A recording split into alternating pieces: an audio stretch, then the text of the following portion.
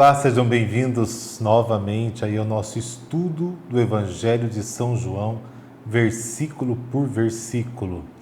E vamos dando continuidade aí ao nosso estudo, hoje continuando ali no capítulo 1, os primeiros discípulos de Jesus. Então, mais uma vez, como dito no início, bem-vindos, vamos aí divulgando também esse estudo para que a gente possa aprofundar na Palavra de Deus. Então pegue a sua Bíblia, lá no capítulo 1 de João, a partir do versículo 35. No dia seguinte, João se achava lá de novo com 2 dos seus discípulos. Ao ver Jesus que passava, disse: Eis o Cordeiro de Deus. Os 2 discípulos ouviram-no falar e seguiram Jesus. Jesus voltou-se e, vendo que eles o seguiam, disse-lhes: Que procurais? Disseram-lhe: Rabi, que traduzido significa mestre, onde moras? Disse-lhes: Vinde e vede. Então eles foram e viram onde morava e permaneceram com ele naquele dia. Era a hora 10ª aproximadamente. André, o irmão de Simão Pedro, era um dos 2 que ouviram as palavras de João e seguiram Jesus. Encontra primeiramente seu próprio irmão Simão e lhe diz: Encontramos o Messias, que quer dizer Cristo. Ele o conduziu a Jesus. Fitando-o, disse-lhe Jesus: Tu és Simão, filho de João, chamar-te-ás Cefas, que quer dizer pedra.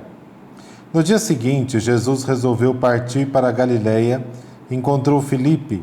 Jesus lhe disse: Segue-me. Filipe era de Betsaida, cidade de André e de Pedro. Filipe encontra Natanael e lhe diz: Encontramos aquele de quem escreveram Moisés na lei e os profetas, Jesus, o filho de José, de Nazaré. Perguntou-lhe Natanael: De Nazaré pode sair algo de bom? Filipe lhe disse: Vem e vê. Jesus viu Natanael vindo até ele e disse a seu respeito: Eis verdadeiramente um israelita em quem não há fraude. Natanael lhe disse: De onde me conheces? Respondeu-lhe Jesus: Antes que Filipe te chamasse, eu te vi quando estava sob a figueira. Então Natanael exclamou: Rabi, tu és o Filho de Deus? Tu és o Rei de Israel. Jesus lhe respondeu: Crês só porque te disse eu te vi sob a figueira? Verás coisas maiores do que essas. E lhe disse: em verdade vos digo, vereis o céu aberto e os anjos de Deus subindo e descendo sobre o Filho do Homem.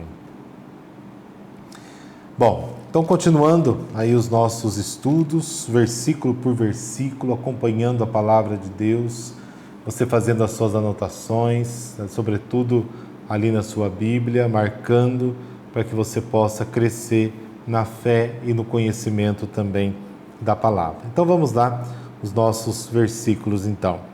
O versículo 35 diz: No dia seguinte, João se achava lá de novo com 2 de seus discípulos.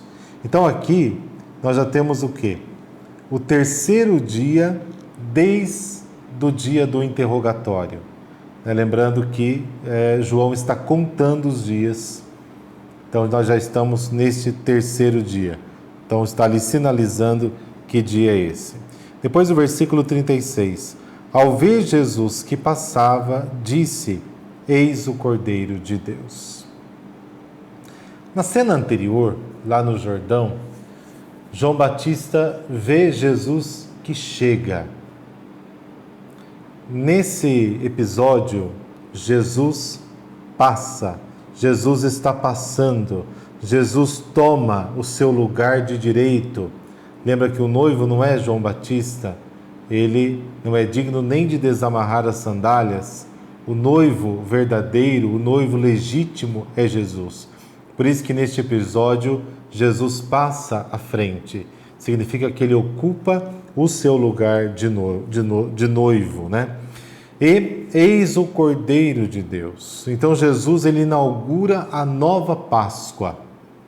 A gente conhece tudo o que aconteceu lá no Êxodo, o sangue do Cordeiro, A festa da Páscoa que todos os anos os judeus comemoram essa passagem, né, o êxodo do povo, agora é Jesus. É Ele, ao ser chamado de Cordeiro de Deus, é Ele quem inaugura então essa nova Páscoa. Depois do versículo 37, os 2 discípulos ouviram-no falar e seguiram Jesus. Mas quem eram esses 2 discípulos? Eles eram 2 discípulos de João, que ouviram a pregação de João, certamente foram batizados por João, entendeu que João aponta a Jesus e agora então eles abandonam João para seguir Jesus e assim João cumpre também a sua missão. Jesus voltou-se e vendo que eles o seguiam, disse-lhes: que procurais? Disseram-lhe: Rabi, que traduzido significa mestre, onde moras? Isso no versículo 38. O que vocês procuram? Reparem que o verbo está no presente, né? O que vocês procuram? É claro que diante de Jesus, de ontem e de hoje, há também seguidores e adesões equivocadas. E eles então respondem com uma outra pergunta: onde moras? Chama de Rabi, que quer dizer mestre, quer dizer que eles esperam um ensinamento, eles esperam conviver. Já foi dito que o mestre, o discípulo e o mestre, a relação é de vida. Os discípulos vão aprender como viver com o mestre, não ao contrário de professor, que é simplesmente naquele momento da aula. Vinde e vede. Essa passagem é muito importante porque, mais do que uma doutrina, Jesus se experimenta na vida. Só vai entender quem é Jesus quem o experimenta. Nenhuma característica, ou pior, nenhuma definição diz realmente quem é Jesus. O que diz quem é Jesus é a experiência que se faz dele. Depois, no versículo 39, disse-lhes: vinde e vede. Vejam que a resposta é um convite a experimentar aquilo que a gente estava dizendo, Então eles foram e viram onde morava e permaneceram com ele aquele dia. Era a hora 10ª aproximadamente. O que é a hora 10ª? A hora 10ª é às 4h da tarde, quando o dia está terminando. E para bom entendedor, meia palavra basta. Isso significa que o tempo do Antigo Testamento já estava no seu entardecer, já estava terminando, já ia começar um novo dia, já ia começar um novo tempo. Então Jesus inaugura a nova Páscoa, Jesus inaugura este novo tempo, ele está se aproximando. Versículo 40. André, o irmão de Simão Pedro, era um dos 2 que ouviram as palavras de João e seguiram Jesus. Reparem que um será identificado, André, e o outro, em todo o Evangelho, não será identificado. Isso porque se trata do discípulo amado, aquele que é o modelo de discípulo e que nunca mais deixará um mestre. Estava lá, aos pés da cruz, com a mãe de Jesus. Esse é o modelo. O discípulo amado é o modelo de discípulo. E cada um de nós pode aí, pelo menos ter como referência, como objetivo, ser como este outro discípulo, ser esse discípulo amado.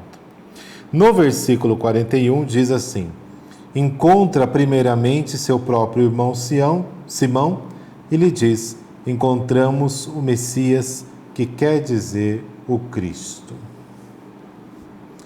Mais uma vez, a experiência com Jesus, a necessidade de dá-lo a conhecer. Quem faz essa experiência com Jesus tem essa necessidade, de que outros também conheçam. André, ele anuncia: olha, a espera terminou, agora o que a gente esperava é presença. Encontramos, está no plural, Cristo é uma experiência comunitária, não é uma experiência egoísta. não é o meu Cristo de bolso, né? Não, é o Cristo comunitário, é o Cristo experimentado na fé. Depois o versículo 42 diz: Ele conduziu a Jesus, fitando, disse-lhe Jesus: Tu és Simão, filho de João, chamar-te-ás Cefas, que quer dizer pedra. Reparem a intenção, reparem a maneira de Simão diante dessa cena. Ele não tem reação nenhuma. Primeiro que ele é levado, né? Ele não vai por si. Não é a partir do chamado que ele vai, ele é levado, ele é conduzido. Depois ele não mostra entusiasmo nenhum por Jesus. Sequer diz uma palavra, né? E Jesus usa aqui um termo em aramaico, Cefas, que quer dizer pedra. Jesus ele não substitui o nome de Simão. Tanto é que outras vezes ele vai dizer Simão Pedro. A palavra própria vai dizer Simão Pedro. Ele coloca um sobrenome, como se fosse aí um apelido. Agora reparem o seguinte, né? Jesus não faz o convite para ele. Jesus não o chama para ser seu apóstolo, seu discípulo. Este convite virá mais tarde, depois de tudo o que acontecer, da missão de Jesus, da sua paixão, morte e ressurreição, é que Jesus por 3 vezes vai perguntar se Pedro o ama. E aí então vem o chamado: apacenta as minhas ovelhas. Embora haja ali, já no início, uma eleição, Jesus não desiste dessa eleição, mesmo diante de todos os pecados de Pedro, mas o chamado mesmo vai ser depois de ele ter passado por todas essas provas, lá no final, né? Apacenta as minhas ovelhas. O chamado não tem esse chamado agora no início. Versículo 43. No dia seguinte, Jesus resolveu partir para a Galiléia e encontrou Filipe.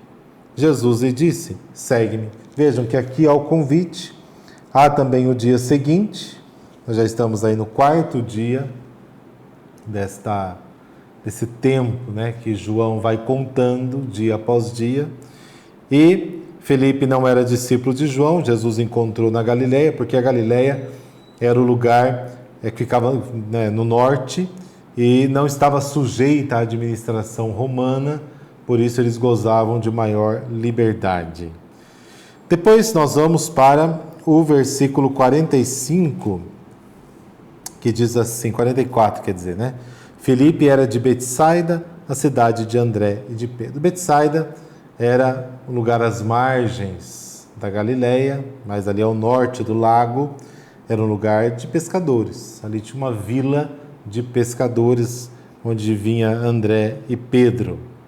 Versículo 45. Filipe encontra Natanael e lhe diz: encontramos aquele de quem escreveram Moisés na lei e os profetas, Jesus, o filho de José de Nazaré. E aqui então aparece a figura de Natanael.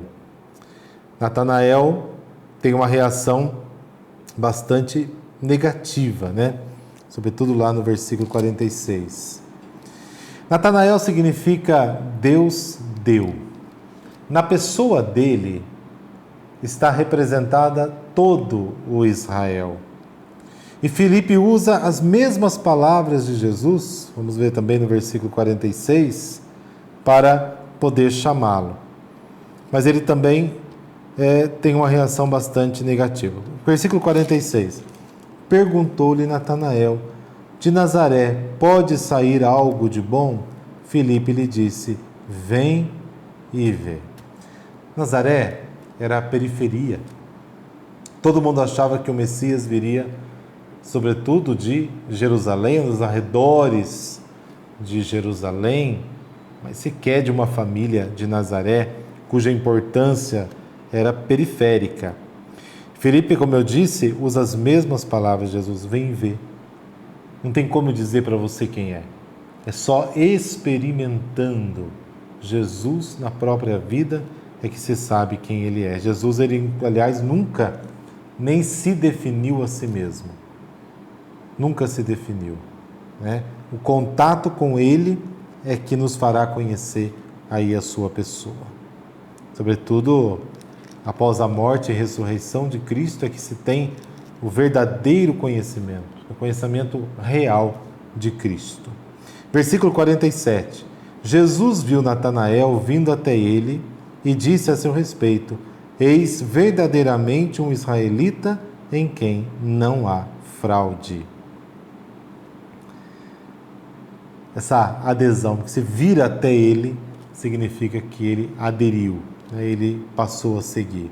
E Jesus faz um baita elogio aqui, né, a Natanael. Nós vamos entender da onde vem esse elogio aqui de Natanael. Depois do versículo 48, Natanael lhe disse: de onde me conheces? Veja que não foi Filipe quem escolheu Natanael. A escolha, a eleição já veio antes, né? Foi o próprio Cristo que o escolheu. Olha só o que Jesus responde. Jesus respondeu: antes que Filipe te chamasse, eu te vi quando estavas sob a figueira. Este é um detalhe importante que nos leva até o profeta Oséias. Oséias capítulo 9, versículo 10. Prestem bem atenção que diz assim, ó: como uvas no deserto, assim eu encontrei Israel, como um fruto em uma figueira nova. Assim eu vi os vossos pais. Eles, porém, logo que chegaram a Baal-Fegor, consagraram-se à vergonha e tornaram-se tão abomináveis como o objeto do seu amor. Bom, repare que no versículo 10, num versículo pequeno, versículo 10, tem duas épocas contempladas. A época da eleição, te vi lá como um fruto nessa figueira nova. E tem a outra época, que é a época da apostasia. Jesus, quando elogia Natanael e diz que ele é um israelita honesto, ideal, né, significa que Natanael, ele não se corrompeu. Ele não participou dessa segunda parte desse versículo 10, apenas da primeira. Cristo o viu debaixo de uma figueira nova, exatamente como viu os pais aqui, mas ele não cometeu o crime que veio depois. Por isso que Natanael recebe este elogio de Jesus, né? Nele não há fraude. Natanael ficou só com a primeira parte da eleição, permaneceu fiel. Ele não cometeu nenhum tipo de irregularidade. Ele não fez a apostasia. Permaneceu fiel. Depois no versículo 49 diz assim: então Natanael exclamou: Rabi, tu és o Filho de Deus, tu és o Rei de Israel. O Messias é aquele que renova a eleição de Israel. Por isso, Natanael, quando ele percebe isso, ele vem com todo esse entusiasmo diante de Jesus. Tu és o Filho de Deus, então tá certo, você é mesmo o Rei de Israel. Nós estávamos esperando e é você. Imagine só a alegria e o entusiasmo de Natanael. Depois no versículo 50, Jesus lhe respondeu: crês só porque te disse, eu te vi sob a figueira? Verás coisas maiores do que essas. Jesus joga um balde de água fria aí em Natanael. Jesus, ele acalma o entusiasmo de Natanael. Você vai ver muito mais. Isso não é nada diante de tudo o que você vai experimentar. Vinde e vede. E depois, no versículo 50, que é esse que a gente acabou de ouvir, versículo 51. Eu lhe disse, em verdade vos digo, vereis o céu aberto e os anjos de Deus subindo e descendo sobre o Filho do Homem. Claro que você já se lembrou de uma outra passagem lá do Antigo Testamento, sobretudo quando fala desses anjos subindo e descendo. Vocês se lembram muito bem quando aquela visão de Jacó lá em Betel. Jacó depois se muda o nome para Israel, então tem todo um povo ali simbolizado, né? Mas nós vamos lá então em Gênesis, capítulo 28, a partir do versículo 11, de 11 a 17, que diz assim: Coincidiu de ele chegar a certo lugar e nele passar a noite, pois o sol havia se posto. Tomou uma das pedras do lugar, colocou-a sobre a cabeça e dormiu nesse lugar. Teve um sonho. Eis que uma escada se erguia sobre a terra e o seu topo atingia o céu. E os anjos de Deus subiam e desciam por ela. Eis que Yahvé estava de pé diante dele e lhe disse: Eu sou Yahvé, o Deus de Abraão, teu pai, o Deus de Isaque. A terra sobre a qual dormiste, eu a dou a ti e a tua descendência. Interessante esses versículos, interessante como João retoma, né, esta imagem do sonho de Jacó, porque esse sonho de Jacó é uma comunicação entre Deus e o homem, entre o céu e a terra, essa comunicação. Mas agora, essa comunicação ela toma um novo sentido. Não mais um sonho de Israel, mas em Cristo, o Messias, em Jesus, se realiza aquilo que se sonhou. Repare agora nos detalhes. O céu aberto. O céu aberto significa uma comunicação permanente, não mais ocasional. No Antigo Testamento, Deus se manifestava aqui, ali, em momentos especiais, em momentos ali quando fala ao seu povo através dos profetas, mas agora não. Agora em Jesus o céu fica aberto, não fecha mais, a comunicação é constante, porque é o próprio Jesus, através dele, ele é o caminho, a verdade e a vida, essa comunicação se torna constante. E mais um detalhe, se você percebeu, esses anjos sobem e descem sobre o Filho do Homem, na pessoa. Quem é a escada? É o próprio Jesus Cristo. O que era um sonho em Jacó, em Israel, sonhava com o Messias. Essa comunicação agora é feita na pessoa de nosso Senhor Jesus Cristo, não mais na tenda, não mais no templo, mas agora na pessoa de Jesus. Bom, e se você está gostando, dos nossos estudos, não deixe de deixar o seu like aí, se inscrever no canal, compartilhar com os seus amigos, para que a gente possa continuar então e chegar até o fim do Evangelho de João. Deixa também o seu comentário, tá bom? Na próxima semana, nós vamos ver as núpcias de Caná, o casamento em Caná, as bodas de Caná da Galileia, tão conhecidos por todos nós. E assim entramos no capítulo 2 do Evangelho de João. Deus te abençoe e te guarde, em nome do Pai, do Filho e do Espírito Santo. Amém. Até a próxima.